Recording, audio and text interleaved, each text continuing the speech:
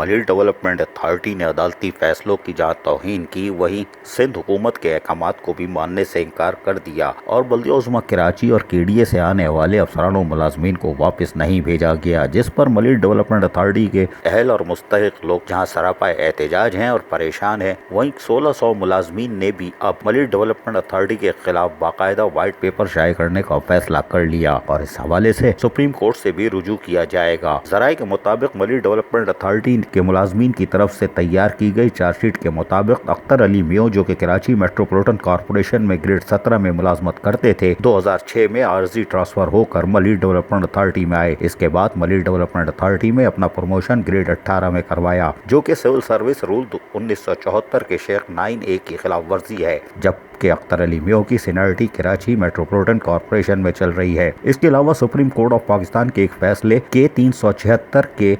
2016/K6 में तमाम आर्जी मुलाजमीन को वापस अपने अपने महकमों में जाने का ऑर्डर 1 अगस्त 2016 को दिया था, जिसकी तामील करते हुए उस वक्त के गैर कानूनी secretary Malir development authority Mohammad Irfan ने एक लेटर 5 अगस्त 2016 को निकाला, जिसमें अख्तर अली मियो का नाम टेबल डी में 20वें नंबर पर है। इस खत की कॉपी भी व्हाइट पेपर में लगाई गई है। इसके अलावा लोकल गवर्नमेंट सिंध ने 9 नोटिफिकेशन 21 सितंबर 2016 की तारीख में निकाले। इसमें से 31 मुलाजमीन के नोटिफिकेशन में सीरियल नंबर 6 पर अख्तर अली मियो का नाम भी शामिल है। इस नोटिफिकेशन की कॉपी भी व्हाइट पेपर में देखी जा सकती है, जिसमें साफ साफ लिखा हुआ है। ताहम व्हाइट पेपर में ये भी इंकशाफ हुआ है कि एक अफसर को कई चार्ज दिए हुए हैं, लेकिन मलिर डेवलपमेंट अथॉरिटी में ना तो अदालती अहकामात की चलती है, न सिंध हुकूमत के अहकामात, जो कि 2016 से जारी किए हुए हैं। जबकि मलिर डेवलपमेंट अथॉरिटी के 1600 से ज्यादा मुलाजमीन जहाँ दर बदर है, वहीं फकत कशी का शिकार हो चुके हैं। लॉकडाउन की सूरत में भी उनकी कोई सुनवाई नहीं है। सिंध हुकूमत भी महज ऐलानात कर रही है। ताहम मलिर डेवलपमेंट अथॉरिटी के मुलाजमीन की तरफ से तैयार की गई चार्जशीट यकीनन सुप्रीम कोर्ट ऑफ पाकिस्तान में जरूर असर दिखाएगी। अजीज आरिफ, KBS बल्दियाती न्यूज़, कराची।